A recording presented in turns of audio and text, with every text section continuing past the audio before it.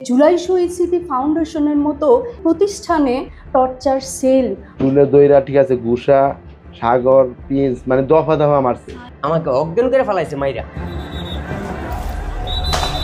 জুলাই ফাউন্ডেশনের অফিস এক জ্বলন্ত আয়নাঘর।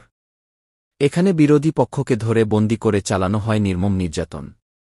জুলাই ফাউন্ডেশনের বিরুদ্ধে আরও গুরুতর অভিযোগ পাওয়া গেছে।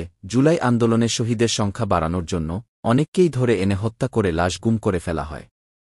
পরে তাদের নাম জুলাই শহীদের অন্তর্ভুক্ত করা হয়। সরকার জুলাই শহীদের সংখ্যা প্রকাশ করতে কেন প্রায় 1 বছরের মতো সময় নিয়েছিল? তার পেছনে এই জুলাই ফাউন্ডেশন। জুলাই ফাউন্ডেশনের নেতারা এই টর্চার সেল নামের আয়নাঘরে অনেক ছাত্রকে হত্যা করে পরে তাদের নাম জুলাই শহীদ তালিকায় পাঠিয়েছে। এরপর সরকার জুলাই শহীদের তালিকা প্রকাশ করেছে। এছাড়াও ছাত্রলীগ, যুবলীগ সহ আওয়ামী সমর্থক অনেককেই ধরে এনে জুলাই ফাউন্ডেশনের অফিসে নির্যাতন করে হত্যা করার অভিযোগ আছে। জাতীয় পার্টির অফিসের সামনে সাবেক ভিপি নুরুল হক নুরুর উপর যে হামলা হয়েছে, তার পেছনে এই জুলাই ফাউন্ডেশনের নেতারা জড়িত এমন একটি তথ্য প্রকাশ করেছে একজন গোয়েন্দা কর্মকর্তা। জুলাই ফাউন্ডেশন একটি আয়নাঘর, এইখানে বিরোধী পক্ষকে ধরে এনে নির্যাতন এবং হত্যা করা হয়। আছে নির্যাতন করে টাকা হাতিয়ে নেওয়ারও অভিযোগ।